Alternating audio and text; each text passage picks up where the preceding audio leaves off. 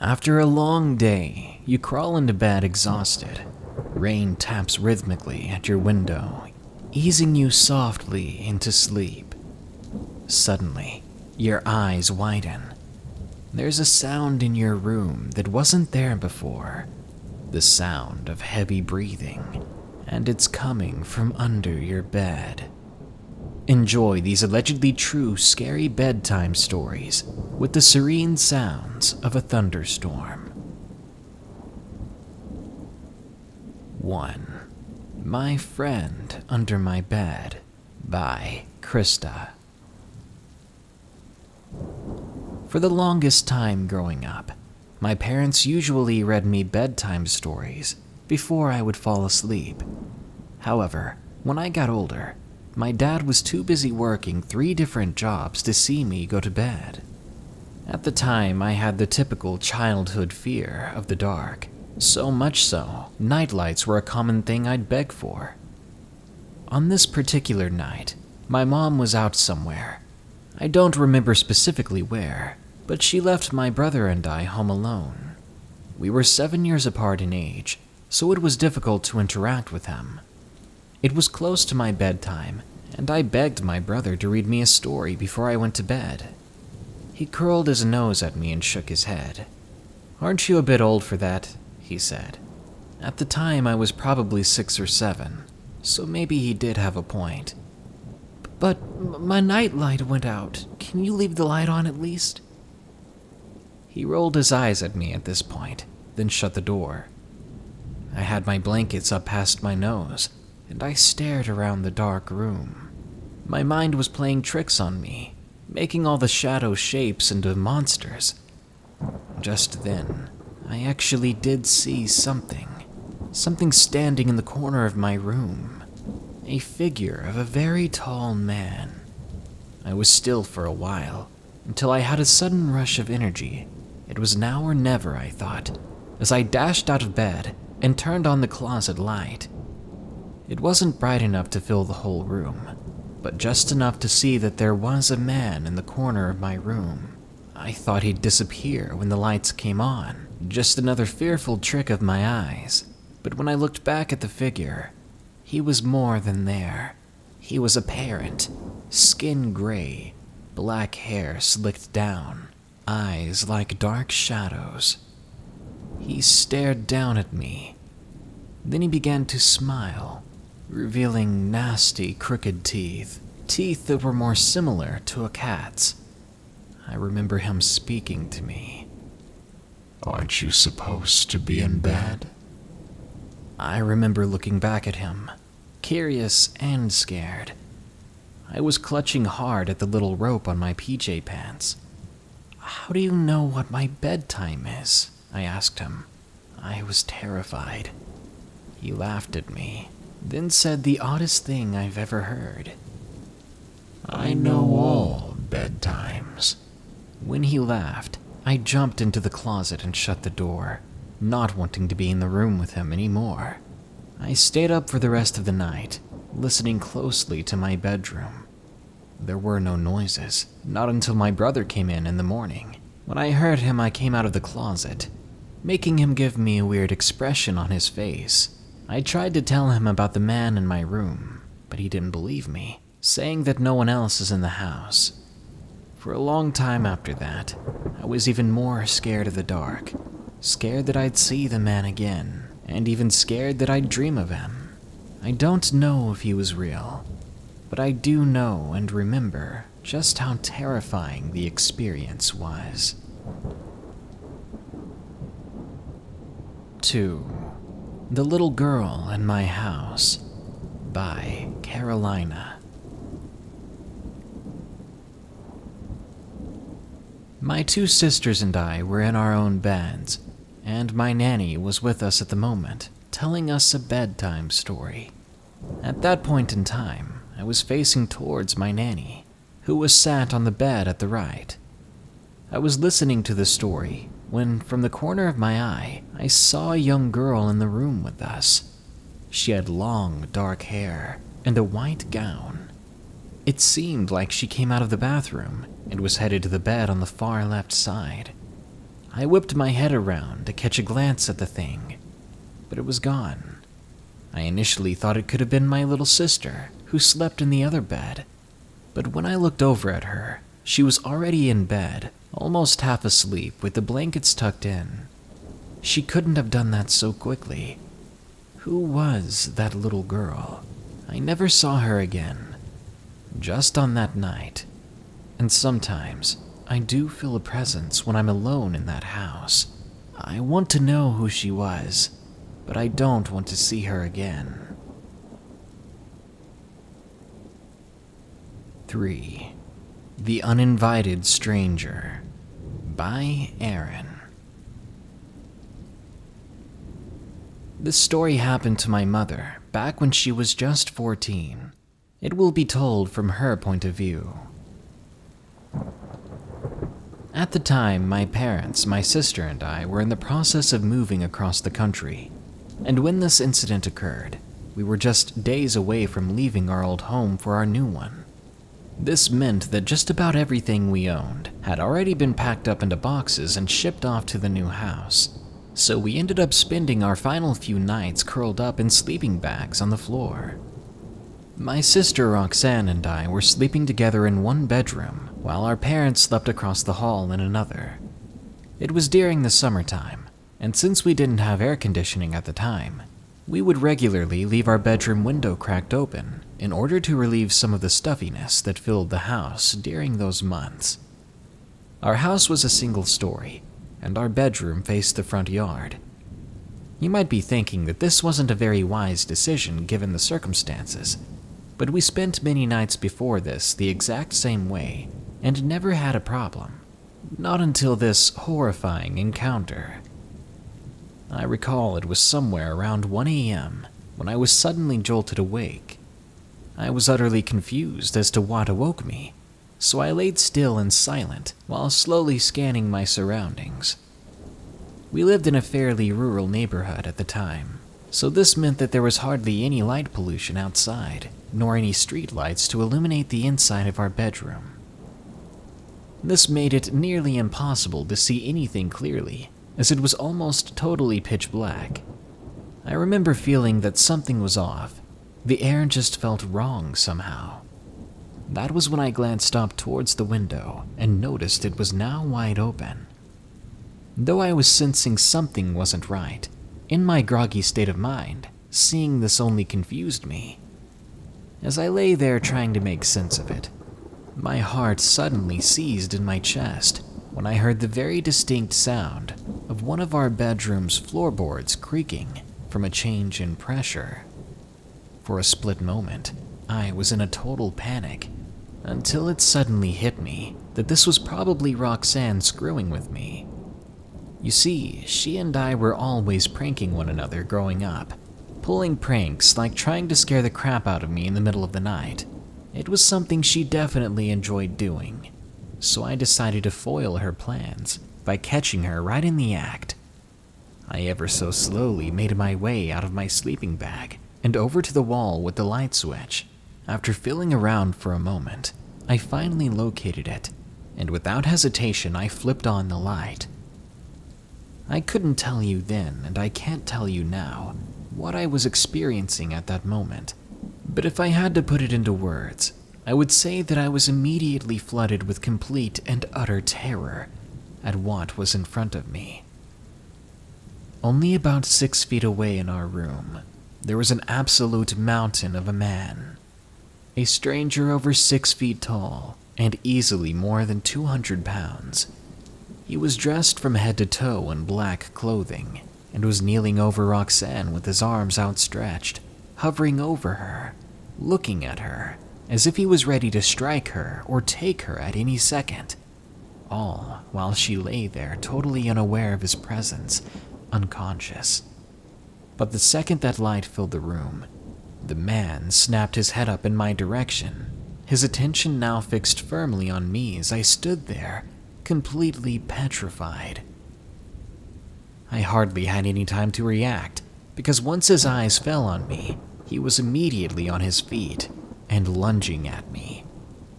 The man slammed me against the wall with such force that it nearly knocked the wind right out of my lungs. But thankfully, the massive amount of adrenaline that had surged through me allowed me to still scream my head off. He began to aggressively rip and tear at my nightgown in an attempt to remove it, all while my sister sat up and began shrieking. The man didn't get very far with this before the bedroom door flew open and my father came charging into the room, with my mom following close behind. He charged the man, who was then forced to release his grasp on me. My dad then attempted to subdue the man. Unfortunately, the intruder was a bit larger than my father, and after several intense minutes, the two of them struggling, my dad was slammed against the wall hard, knocking him unconscious. The moment he fell to the floor, my mother sprang into action. The intruder didn't even see it coming when she rushed up behind him and jumped onto his massive back. She wrapped her arms around his neck and began digging her rather long fingernails into the skin of his neck, all the while biting his shoulder as hard as she could. I swear that had to have been what she did. Considering how long she stayed like that, latched to him, it was like she had locked her jaw into place. The man rammed into the walls around him, trying to fling my mother off. The entire time, Roxanne and I were huddled in the corner of the room crying and terrified. It's crazy how when you're experiencing something traumatic, time seems to stand still. Eventually, the man was able to flip my mom off of him, before promptly and clumsily stumbling back out of the window, which is probably where he entered. This was obviously long before cell phones, and because we were so close to moving, we didn't have our telephones set up, so my mother ran to the neighbor's house to call the police. In the end, we survived and recovered from our violent encounter. Luckily, the man was caught not too long following the intrusion. It's amazing to know that my very mellow, down-to-earth parents took on a monster of a man so many years ago, and managed to win the battle. I'm not sure why he didn't have a weapon with him, but I'm grateful that he didn't. 4. Moving Shadows in a Nightlight-Lit Room by Colin.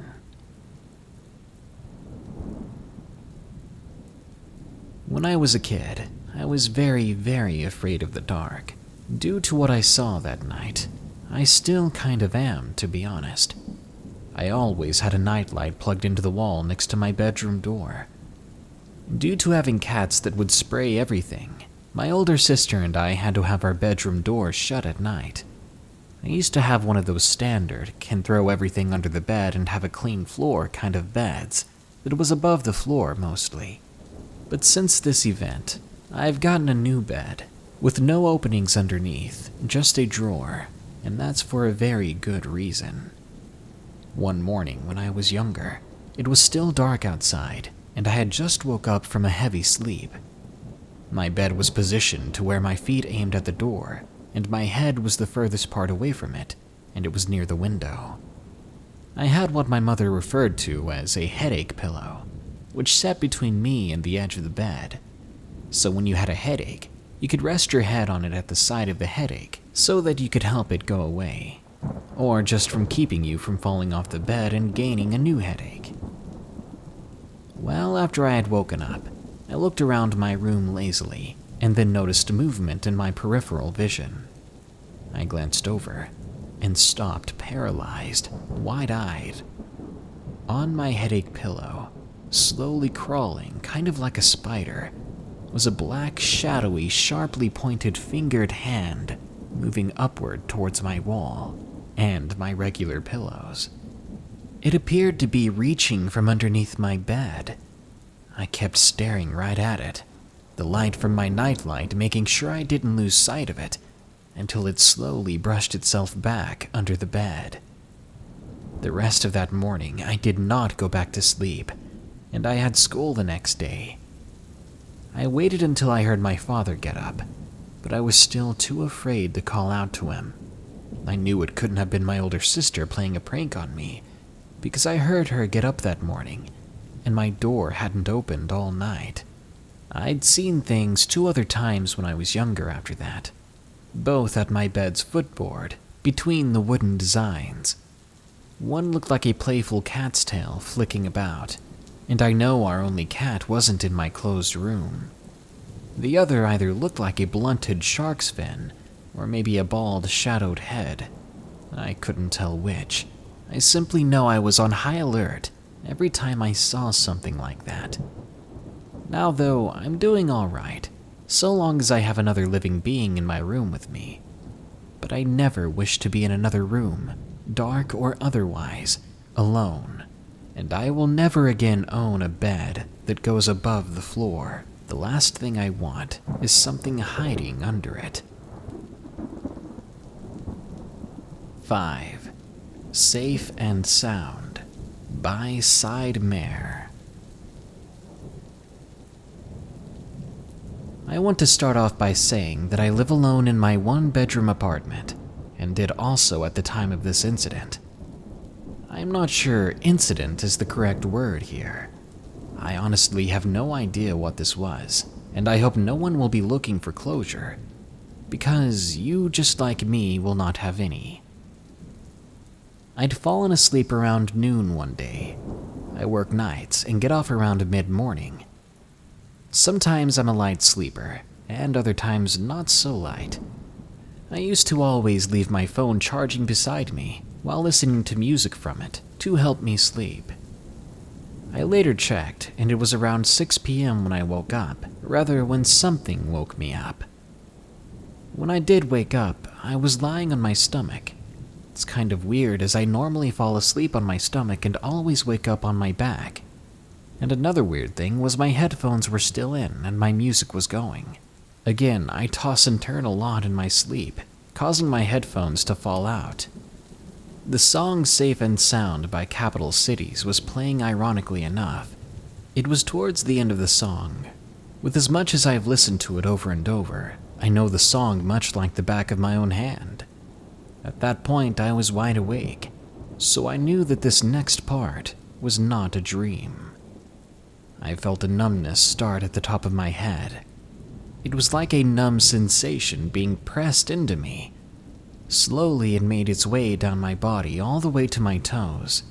Let me clarify that it moved down my body. It didn't cover my body all at once. Simply one specific area got numb and then moved down. It kind of felt like one of those kitchen rolling pins, like someone took one of those and started with my head and slowly moved it down my body. Once it got to my toes, it moved back up to my head. For some reason, the song wouldn't end either. It got to the end part, but would just repeat, not over from the beginning, rather in random places, and each time it would last longer than before, despite starting in a different section. I was in complete shock. It may not sound scary or terrifying, but believe me, it was. I laid there with my eyes closed, pretending to be asleep, still hoping who or whatever was doing this to me wouldn't notice I was awake. After maybe 20 minutes, I finally built up the courage to get up and look around. I expected to see something there, a ghostly entity, some demonic creature, but there was nothing. I was alone, and my room was still fairly dark, with barely any light coming in from under my bedroom door. I quickly grabbed my phone to check the status of the music. No, it wasn't on repeat, and when the song finished this time, it went on like usual to the next track. I hastily pulled out my earphones, wanting that creepy, never-ending song out of my head. My room was silent, and nothing was out of place. I ended up deleting that song from my phone for a while, being so perplexed and creeped out from what happened. It never happened again, thank God, and I still have no idea what caused it. No, I was never paralyzed. As I said, I was able to get up when I chose to. So what made this happen, I doubt I'll ever know. 6. A Creepy Night by Willow S.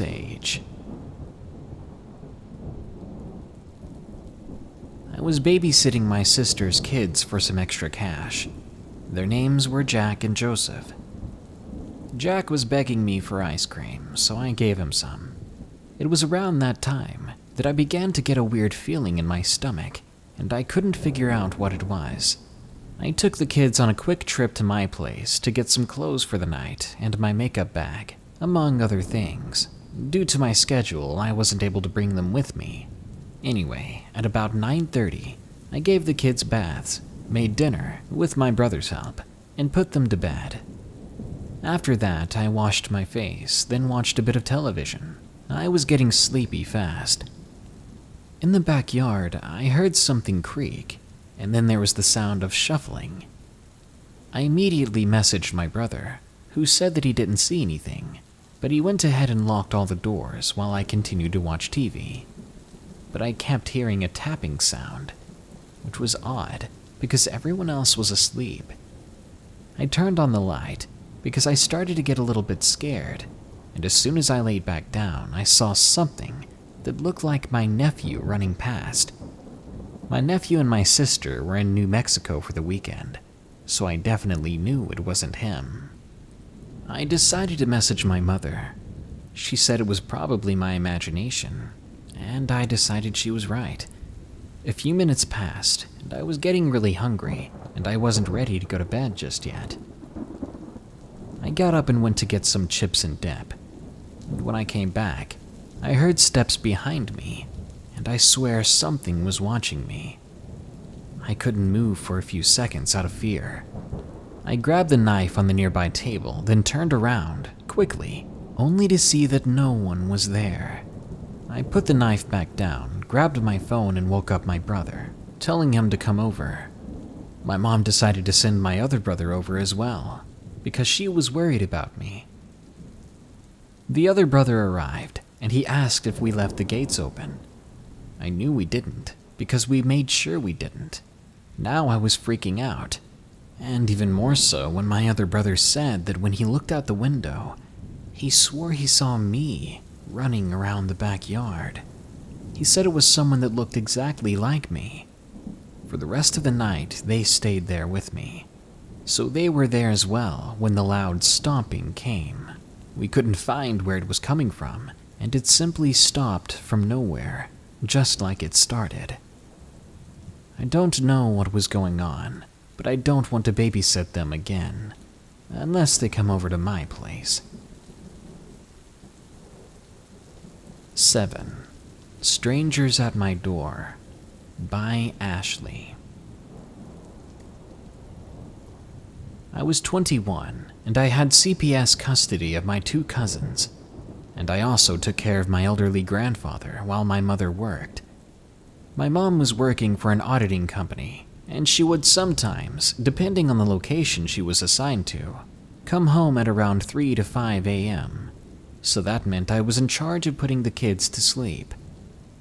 I don't live in a bad neighborhood, but it's certainly not a neighborhood you'd want to walk around alone at night. I live in a house at the corner of my street, next to a major intersection, so it was not uncommon that we had weirdos coming to our house at crazy times of the night or morning. This one week in particular, my grandfather had gone to bed early, like he often does. I had just put the kids down to sleep around 9. I always keep the kitchen and living room light off since the only light I need is the hallway light and my bedroom. It was 1 a.m., and I was sitting in my room doing homework when my doorbell rang.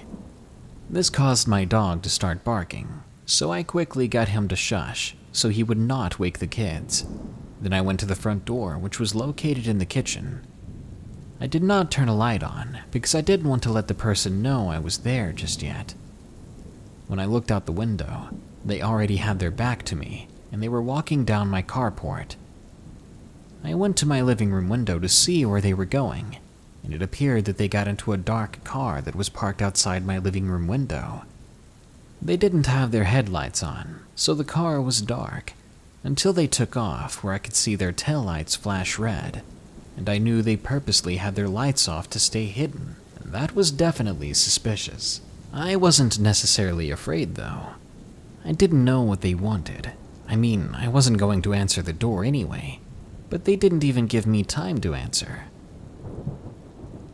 This happened for 4 consecutive nights in a row. It was always the same thing. I'd walk to the door, but before I could peek out, they would be walking away. It wasn't until I realized that they were scoping out my house to see if anyone was home. They only knew I was home because I would have to pass the living room window, and they'd see my shadow walk past. Now, my grandmother had a screen placed on the window so that people could see out, but never in. And well, I guess it wasn't as effective as she thought. I assume there were 2 people involved, one to ring the door and another to look out in the car. The 4th time this happened, I informed my mother. She in turn contacted our neighbor, who lived across the street, to keep an eye out.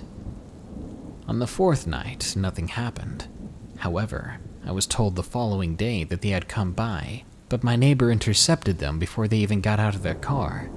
He told them, "You have no business with that family. Get out of here." And they drove off. Thankfully, they never came back. I guess I could say, if I didn't think anything more of it, I could have been moments away from being robbed, or worse, because you don't know a person's intentions until they're acting them out. As far as I knew, their intentions could have been far worse than simply breaking in and stealing something.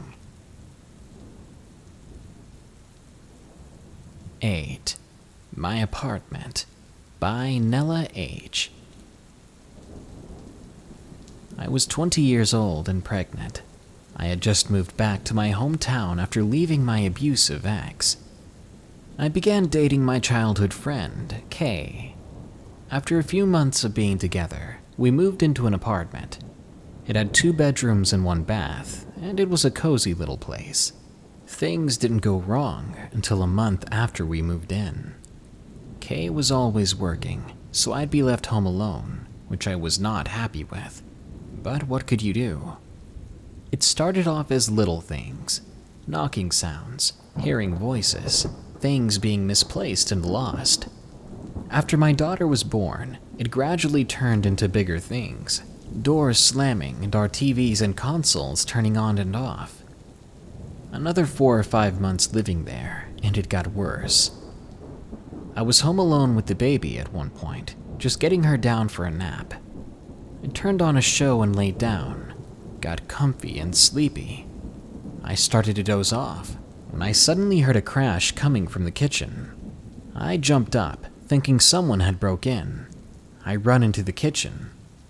There was a jug of juice that was sitting on the counter, but it was now in the middle of the floor, spinning and tilting and moving like crazy, as if someone had hit it as hard as possible. I called Kay, freaking out, and he said it was fine, that it probably just slid off. But it couldn't have. The bottom of it was flat, and so was the surface of the counter, of course.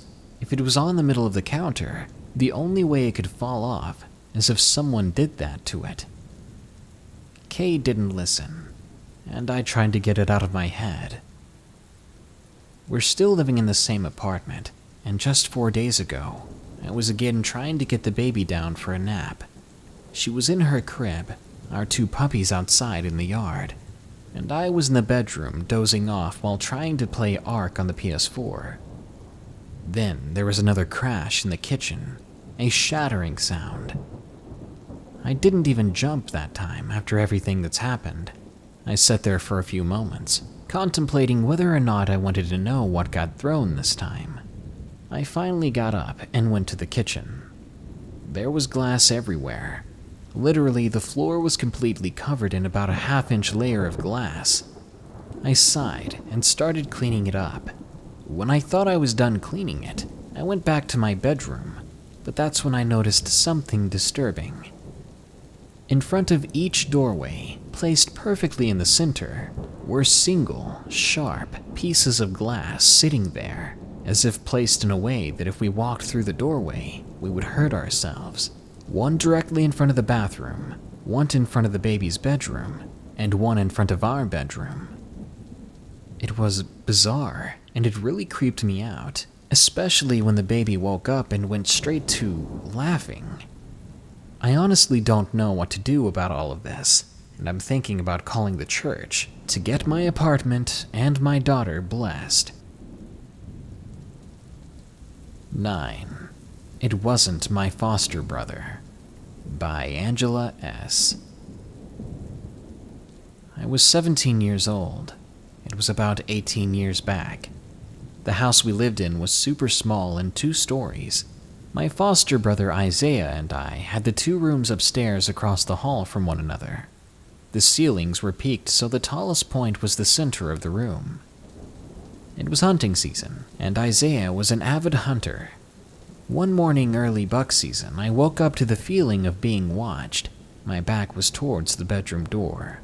It was extremely early in the morning, and it was still dark out, but I had enough light that I could make things out around the room.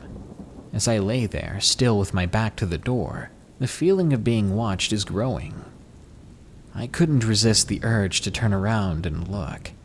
I roll over onto my back, not expecting to see anything, only to see a figure standing right in front of me. At first, I was relieved, because I thought it was Isaiah trying to scare me before he went out hunting early. He did that sometimes. I was about to yell at him and ask what he wanted, when something inside me told me it wasn't him, even though he was dressed like he would if he was going out. The figure just stood there for a few minutes. My heart was pounding, and I wanted to run but couldn't, because the figure was in the doorway. So I waited. I was watching through the corner of my eye now, fearful that if I looked right at it, it might step closer. It was already only a few feet away from me. Then, to what seemed to be my luck, the sun started to peek through the window and the thing was gone, just like that. I jumped from my bed, still wanting to believe it was Isaiah messing with me. I ran across the hallway to his room where he and his cousin who happened to stay the night with him were still sound asleep. I was so scared that I had to wake him up and tell him what had just happened. That figure never made another appearance in my room, and Isaiah swears up and down that it wasn't him. And 10. Haunts of Forest Avenue by Frenchy Friday. My house is the oldest on my block, and the closest to the forest around our little dead-end road. I usually have to stay home alone for long periods of time, and here's some curious little background on this land. 13 or 14 years ago, before my family moved in, a young girl not even in her teens was kidnapped and taken to the woods. She was only found much later, her body defiled, and she was no longer alive. Anyway, my story happened over the summer of my 9th grade year, and I always wondered if my story has anything to do with the one I just told you. The first few days of summer that year were normal, the occasional bump and door moving. One night, my best friend was over. Let's call her Toxic. She was in the living room and I was walking out of my room, when suddenly the door to the bedroom across from mine slowly opened. My parents were asleep upstairs, and my brother was at his friend's house, so it was just me and her sleeping downstairs, and no one should be able to open that door. I raised an eyebrow and went to close it, but when I went over, I heard whispering coming from inside.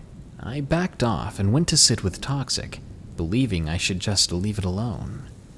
The night went on peacefully, but then the door closed on its own and the knocks began again. We watched a movie, Resort specifically. Around 3 a.m., I felt something pressing against my chest, as if something was sitting on me. I opened my eyes to see nothing. I raised my voice, groggily saying, "Get off of me." But then I heard a voice, a scratchy female voice, say, "No." I spoke again, saying that I couldn't breathe, but what responded now was an animalistic growl. I could hear it from across the room, but the weight finally did lift. I sighed in relief and sat up, making it hard for something to do that again. I was horrified when I realized what happened. Around 5 weeks later, my friend was back over again, and we were hanging out in my room. We were chatting and just laughing when she suddenly tripped. There was nothing around her to cause her to fall, and it wasn't a misstep. I then heard the same growl that I'd heard before coming from under my bed, and I jumped off of it. Toxic jumped up as well, telling me that she saw a black arm reaching out for her. After that experience, we stayed in the living room that night. The last few days of summer were nothing scary. This activity seemed to die down, until one night. Toxic and I were sitting on the porch of my house. It was once again night, and my parents were asleep. We were baking a cake and waiting for it to finish, when I just so happened to look towards the woods. There, floating about 10 feet off the ground, was a white orb. It was around the size of a football. It stayed there for about 1 minute before disappearing. Later, another orb, the same size, appeared much higher and to the left. I panicked and grabbed Toxic's arm, rushing back inside. We went into my brother's room and distracted ourselves with Minecraft. Well, Toxic was. I was busy watching out the window and staring at those orbs. That was all for that summer, but the activity still hasn't stopped.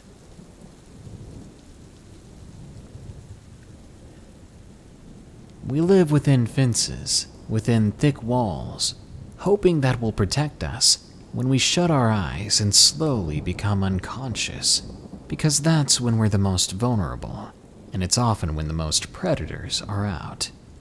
But these predators know this, whether they're other humans or animals, or even something supernatural. So when you shut your eyes to sleep, just remember that at this very moment, all the scary, deadly activity is on the rise, and you could be the next victim.